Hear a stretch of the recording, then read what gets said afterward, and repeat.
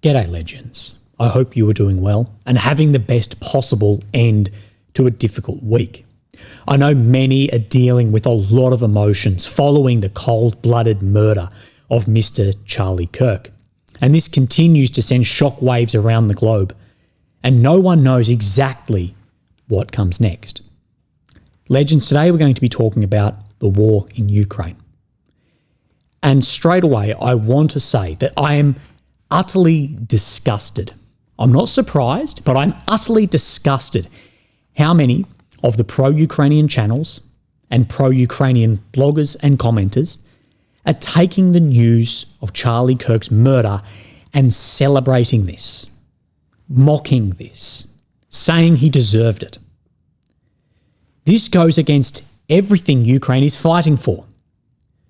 Ukraine's fight is supposedly for freedom, democracy and expression against violence, tyranny and oppression.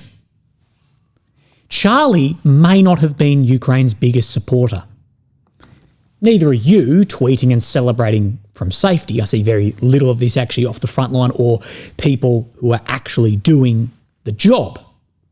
But he may not have been Ukraine's biggest supporter. But like Voltaire, and was attributed to Voltaire, said, "I disapprove of what you say, but I will defend to the death your right to say it." Winston Churchill said, "Everyone is in favour of free speech. Hardly a day passes without it being extolled. But some people's idea of what it is that they are free to say what they like, but if anyone else says anything back, that is an outrage." And this idea of what Ukraine is fighting for, but what you are celebrating, they don't line up. I often laugh when people who have obviously never visited Ukraine believe that Ukraine as a whole is an alt-liberal progressive society. And myself, who has spent 7-8 months in Ukraine with many Ukrainian friends, and I love the culture, this is hilarious. Ukraine is a highly conservative, highly proud, highly religious nation with traditional values. The very thing that a lot of these people absolutely hate on the left, who are now all celebrating what we saw with Charlie as well. Today, 24 years ago, there was another event that shaped, changed, justified that change of the world, and a chain of events following. New York was attacked. Thousands of innocent people lost their lives, and many more permanently scarred. I know this is a big day for many, and I hope you're getting through all of this where you can. So, legends, let's actually look on the news that we have today. We do have a lot because I've missed a few days. We're going to talk about Russian drones in Poland, a ship being hit, which is conveniently in thermal, but when you go to a photograph of the ship, it tells a different story. We're going to talk about drones and air defence. We're going to talk about death payments as well. We're going to look at bigger picture, where Russia may want to end up, what may become well down the line. We're going to look at the maps, so the tactical battlefield shifts. We're going to look at India and the US. We'll look at Dmitry Kuleba, as he's pushed back against that Italian article claiming that he escaped Ukraine. And then you know that I talk a lot about the Arctic, Russia and China's power into the Arctic, and we'll look at a new Arctic icebreaker, an armed icebreaker that has been launched. So this is the order of which we're going to do. I'm sure you'll be able to skip forward and find the part you would like. So we see this. Now, I wrote this a couple of days ago, but I believe in principle, not much else has changed. Now, in this, I wrote there were several. There's been alleged 19 Russian Geran-style drones cross into Polish territories with European militaries, engaging multiple of these with fighter aircraft. What I'll say is this is not the first time we've seen this, and it's not the last time we will see this, both from Russian or Ukrainian systems entering neighbouring airspace. This, as always, gets blown out of proportion with the Poland Enact Article 5. This is not going to happen over something of this scale. Now, it's still not entirely clear exactly what has happened here, with Trump today saying it could have been a mistake, and likely we'll never get a clear answer.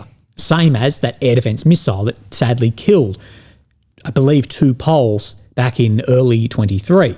Now, this could be electronic warfare spoofing, it could be false flags, it could be Russia dipping their toe in the water to see what NATO's response to this actually is.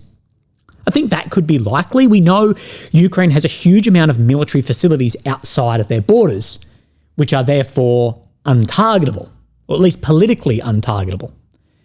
And there's been a lot of recent reports saying that Ukrainian drones have been launched from outside of their border. So maybe they're seeing what the NATO response would be.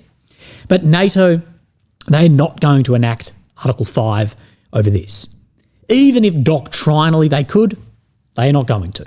Just like Russia was never going to launch an ICBM when an over-the-horizon electronic warfare radar facilities are getting hit and part of the nuclear facilities. But again, you're not about to launch an ICBM, exactly like on the Article 5 as well. Now, this is from the Deputy Prime Minister of Poland saying last night. Let's go a little bit quicker through this. Poland's airspace was breached 19 times by drones manufactured in Russia. The assessment of Polish and NATO air forces is that they did not veer off course, but were deliberately targeted. So they're saying deliberately targeted. The Polish air force, assisted by our allies from the Netherlands, Italy and Germany, shot them down. Property was damaged, but fortunately, nobody was injured. As Prime Minister Donald Tusk reminded us this morning, even though NATO is not at war... I would say NATO is at war by proxy. Russian aggression strikes beyond Ukraine. Here at the Foreign Ministry, we took immediate action. I communicated with Secretary of State Marco Rubio, High Representative Kaja Kallas, and OSCE Chair in Office Elina Voltonen. We thank our allies for words of solidarity and their readiness to back them with deeds. Words of solidarity, back with deeds, appropriate measures. Has activated NATO's Article. Realistically, not that much is going to be happening. Which provides for joint consultations between NATO allies. Whenever, in the opinion of any of them, the territorial integrity, political independence, or security of any of the parties is threatened. End quote. We believe Russian provocations call for further strengthening of NATO's eastern flank. Further strengthening of the eastern flank in Poland. But as far as massive fallouts from this, of which some people were hoping for, no, that was not going to take place. Now, Ukraine's GUR, military intelligence, special forces successfully hit ship of the Russian Black Sea Fleet. The ship, an MPSV-07 multi-purpose vessel, project enemy of the Black Sea Fleet, and video of it being targeted with drones. But let's not do thermal. What is an MPSV-07? It is a rescue ship.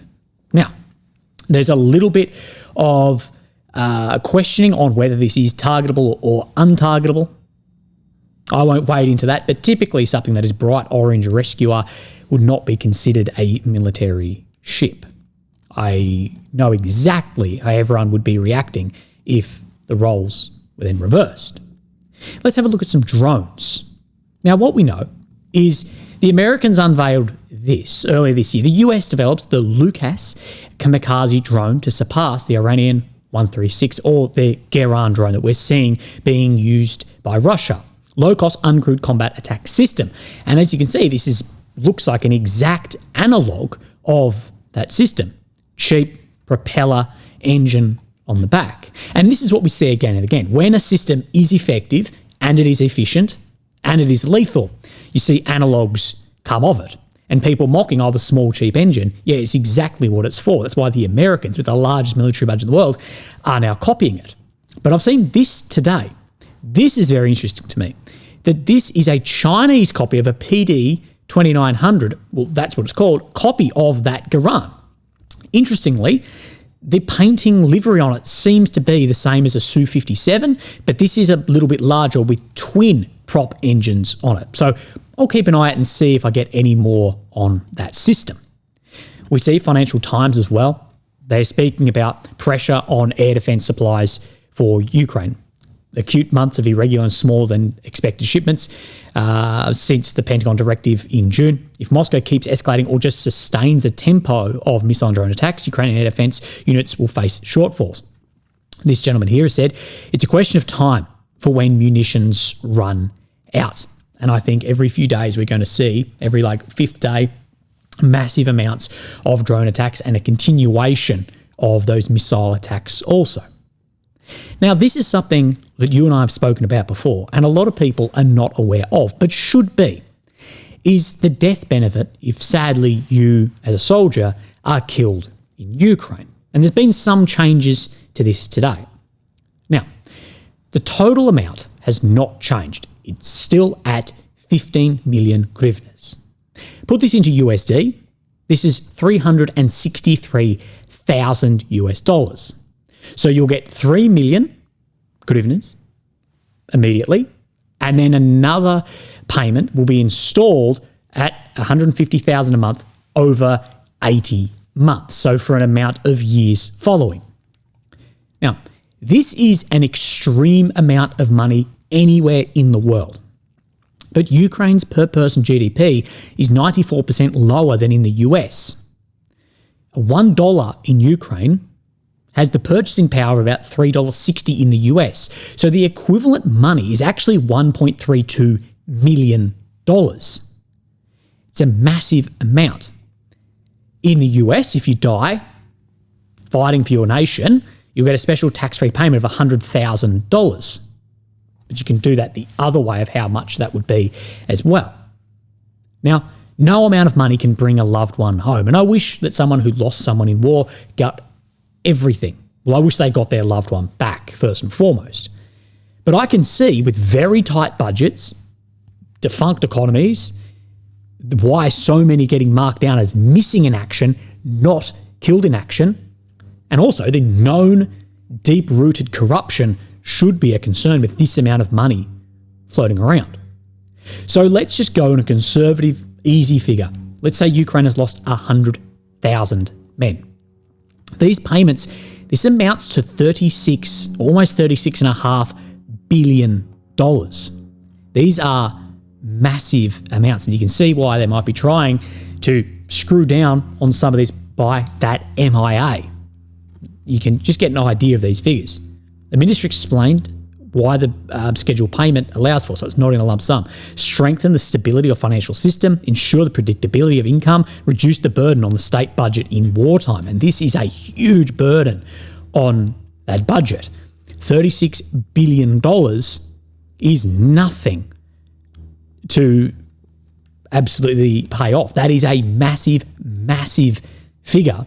Well, Ukraine is desperate for any money to try and stabilise or increase their standing on the battlefield.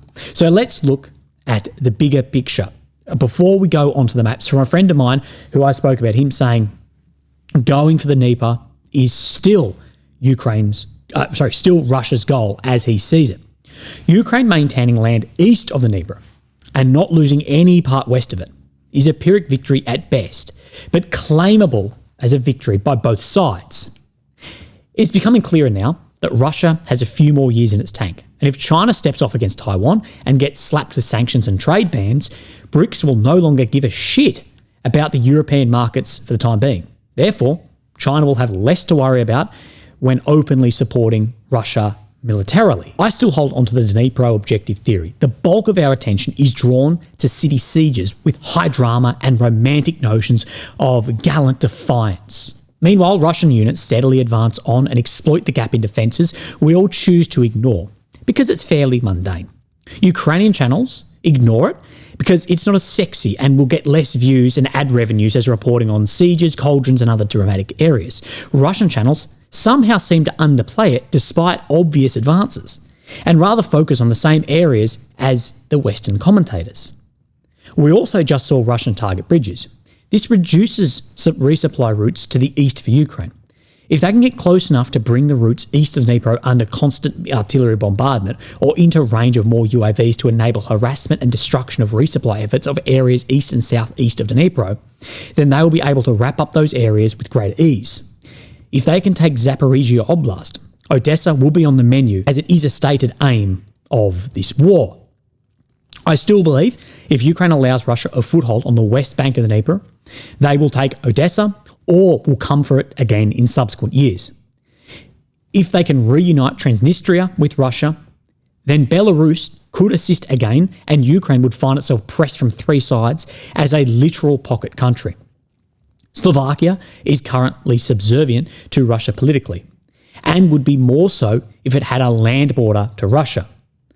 Hungary may as well, Moldova, is already under grey zone siege, and I think would be significantly worse if Russian troops had a land connection to its border. Moldova falling would make enveloping Ukraine even easier.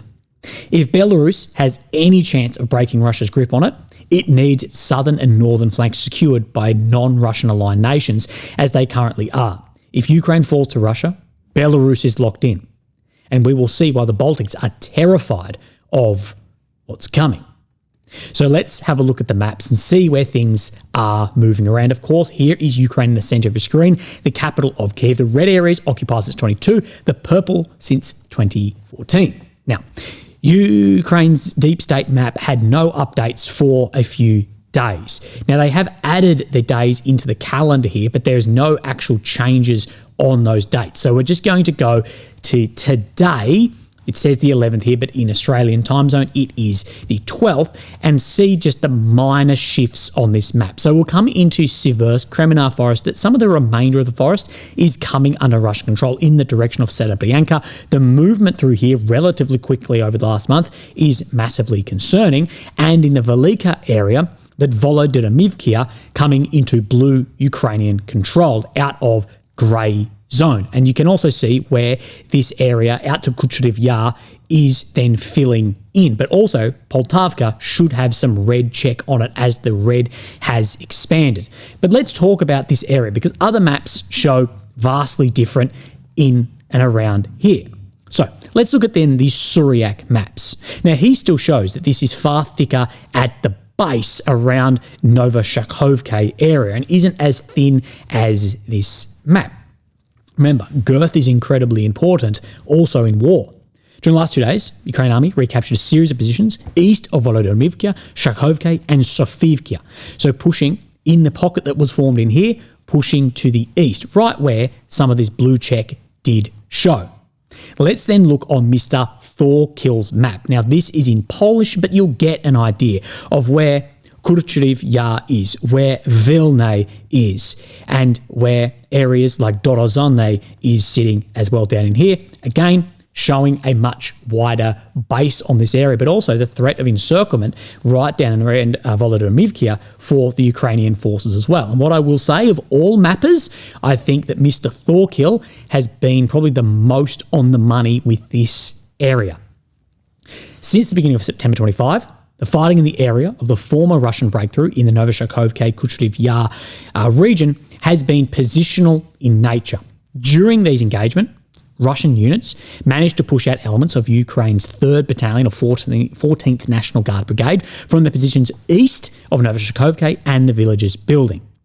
Russia currently controls the eastern part of Novoshakovka, while the western part is likely in grey zone. So Novoshakovka here, that the eastern part likely controlled by the Russians, and grey zone in the remainder, as it is in the neighbouring Ivanivka. So just below it here, control in the east, but grey zone.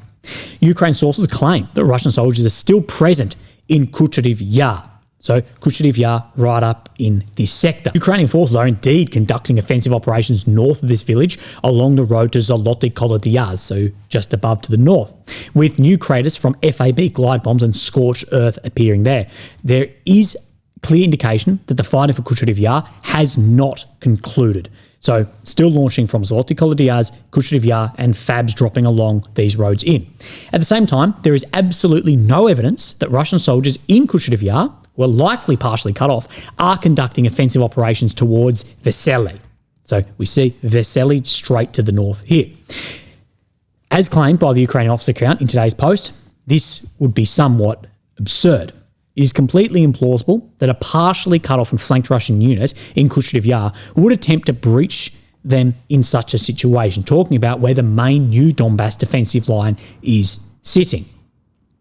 They could be trapped in this area. We do know Russian logistics solely on dismounted porters, but they do say there's significant challenge, but drone drops remain an option in reserve. Analysis based on Sentinel also indicates a decreasing intensity of fighting in the area. For example, in a similarly sized area in July 25, Russia dropped 50 glide munitions over 3 to 4 days. In the second half of August, I counted about 10 to 15. However, between the 7th, I only noted 3 new FAB craters in this region. In my opinion, this is evidence that an operational pause is still ongoing, and the Russian offensive involving the redeployed Marine infantry units has not yet begun. At the same time, it appears that it will not be conducted at the remnants of this breakthrough. The Russian command and the Central Command has chosen another section of the front in the Rodyanske, Stepanivka direction for it. Personally, I believe it will be in the area of Rusin Yar. So these redeployed units, part of this operational pause in here, that will we see it push more in the direction of Rodyanske or through Rusin Yar in the direction, at least, of Raiske-Torske front line. So keep an eye on this, but maybe abandoning this area in the direction of Dobropilia into that line. But a lot of people are holding their breath for a operational pause coming to an end and more units in here on a front line that is still already moving, and fortifications that are highly porous. So we'll come back down into Pokrovsk. We have Udashne. There's another pocket that is forming around here, around Novopavlivka, and we have Muravka, and I just want to show you a update from then Suryak maps in here. Southern parts of Muravka, according to him, are coming under control of the Russian forces. Let's move our way down then into Velika Novosilka, where we see this grey zone extending about 20 kilometres. So let's have a look around Sosnivska, as what we do know is now there are multiple geolocations appearing here. So we have flags like this of the Russian forces going up, and we have multiple flags in Sosnivka where Suryak maps is showing that advancement. And I believe it is Kremny Capricia. They show where the three flags were geolocated in. And this is just on the eastern outskirts, but I believe most likely that Sosnivska is under Russian control at this point in time. But to the north of here, it's going to be very difficult to actually cross the river that splits between Ivanivka and Zeleny Hay. We have seen crosses into Filia, we have seen them into Dashne, but any body of water is very, very difficult. Difficult to go either way across this. I know a lot of YouTubers, they just believe amphibious vehicles just mean amphibious across any water, let alone the preparation of the vehicle, the banks, and being targeted by drones. But I want to show you these fab drops. So just above Ivanivka, in this tree line sitting right here, you can see the accuracy and the effectiveness of some of these fabs with the updated antennas on them, and that they are dropped in a linear way right down this tree line here. And how these can be so devastating back from the line used as just really, really heavy artillery. And dealing with that is a very, very large problem on the front line. Let's move our way into then the Terny area. We see around Seversk, remember that these front lines at the moment are really leveraging on each other. But down in here, we have Toshke and Zadachne as well. Now this grey zone in here, I believe is likely red zone as of today. We see flags going up. There's actually multiple flags to the north and to around the closest I could with that arrow. There's been multiple Russian flags go up around Zadachne area. Then we'll come back out, and this is really the Terny front line. So we have the Torshke, Terny, and Seversk. But these, again, they're all mutually benefiting each other. We have the Suryak maps. Now, he says that the Russian forces have captured Zadachne, as we see, small advances northwest of Zadachne. On the other hand, Ukraine army withdrew from the village of Novomyalivka. And that's interesting to me. So advances down into Zadachne, but also withdrawing from Novomyalivka. We did see Russian flags and troops going up on the northern side last week. This whole front, how this is enveloped using the Oskil, as I always say every video, just keep an eye on this because this could escalate very quickly. Come just to the north of here, we have then the Kupiansk pocket that has formed. Let's have a look at the Suryak map.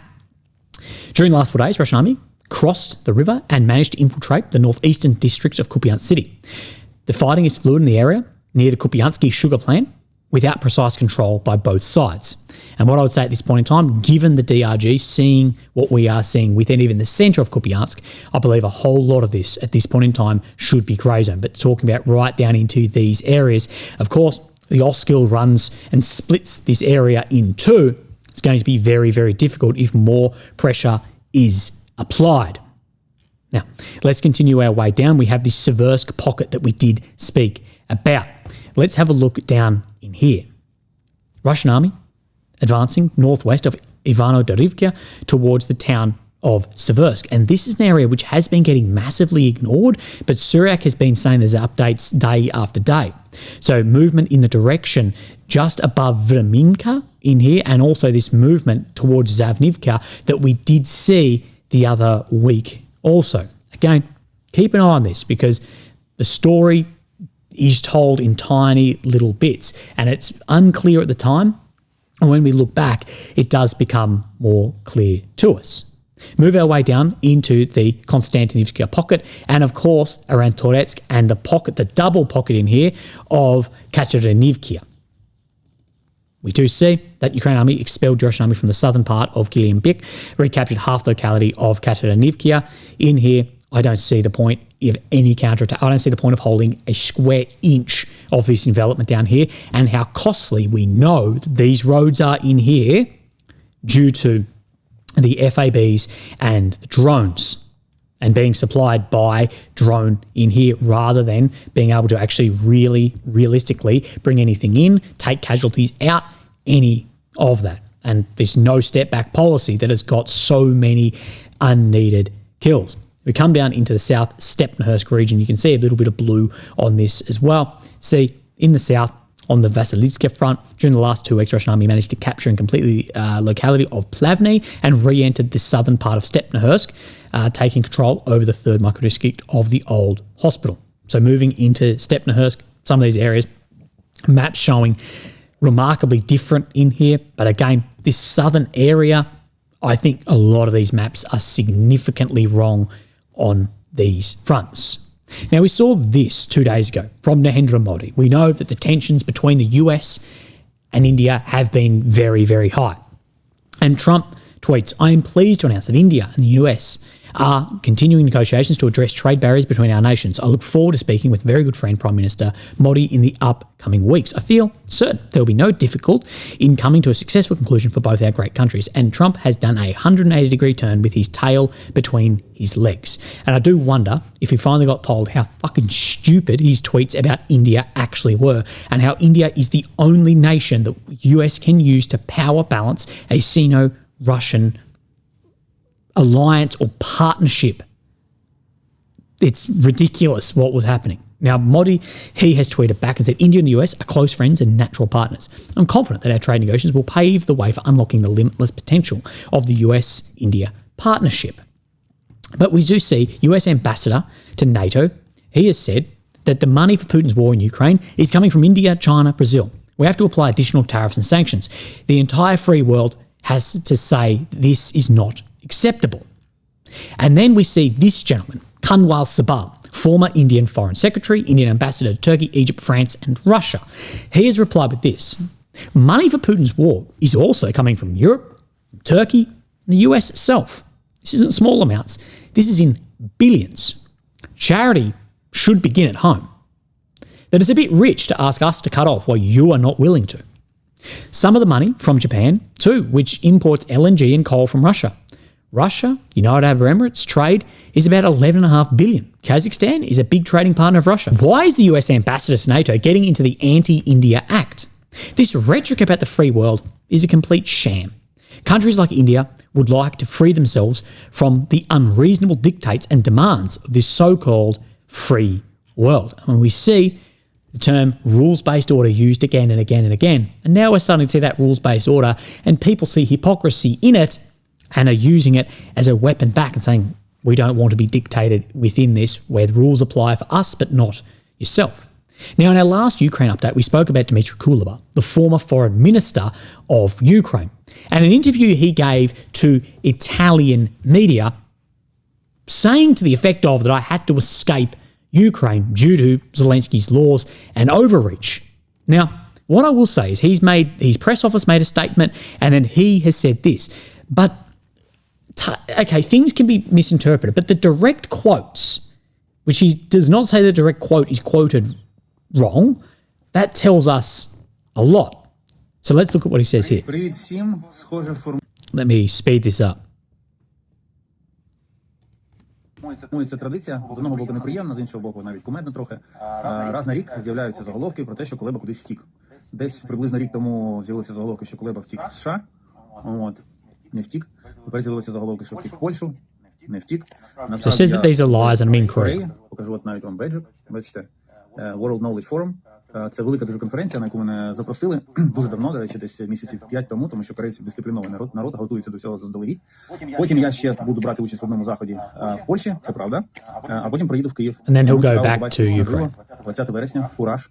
Буду радий поспілкуватися на тему. So he does say that it was a lie, that in his press release did say that it was misinterpreted, but even if we take out any of the way the Italian media may have skewed that, if the quotes were still direct quotes, that does tell us a lot. And there's a lot of people who have said maybe there was a bit of a firm talking to Kuleba and why that had shifted. Again, wait and see. What we saw happen in Nepal, do not think that large states of that cannot happen. Don't think that we couldn't see that happen in the West. Don't think we couldn't see it happen in Ukraine, in Russia, in wherever. I think we are potentially going to see a lot more of that over the next century. Now, you know that I keep up to date with any of these icebreakers because the US know how much of a strategic threat Russia's growing power into the Arctic is. We see ships mysteriously going down with icebreaker parts on them, Russian ships. We see America looking at purchasing Greenland if he can, and Russia and China expanding their Arctic powers and working together. Now we see this. Russia commissions new armed icebreaker, the Ivan Papin, to expand control over the Arctic. This is the project here, and the raising ceremony in Severomorsk. Northern Fleet missions from bases in the Kola Peninsula to expand Russia's Arctic operational capacity, and that this is an armed ship. Now, people will go on about that it can have Kuleba cruise missiles. That's not really true. It's the first of its class to enter active service. So these armed, diesel-powered, modern icebreakers. That there are multiple of these as well, and it's officially designated an ice-class patrol ship. Combines the roles of patrol ship, tug, and icebreaker, and can go through ice 1.7 metres thick, including Arctic conditions where ice conditions prevent use of conventional surface vessels. In addition, the design is capable of participating in combat operations with artillery fire against sea, land, and air targets. It's positioned by the Navy as a multi-role solution to sustain operations along the North Sea route, which we speak about a lot. If the Suez Canal isn't traversable or there's problems there, the other way is up over the top, which is becoming far more attractive due to much more icebreakers in there, also shorter distance, but also climate change. We know that's part of, what did they say, at the Arctic Silk Road that China has spoken of, an extension of Belt and Road Initiative, where infrastructure is limited. It's diesel electric. We'll talk about why it's not nuclear.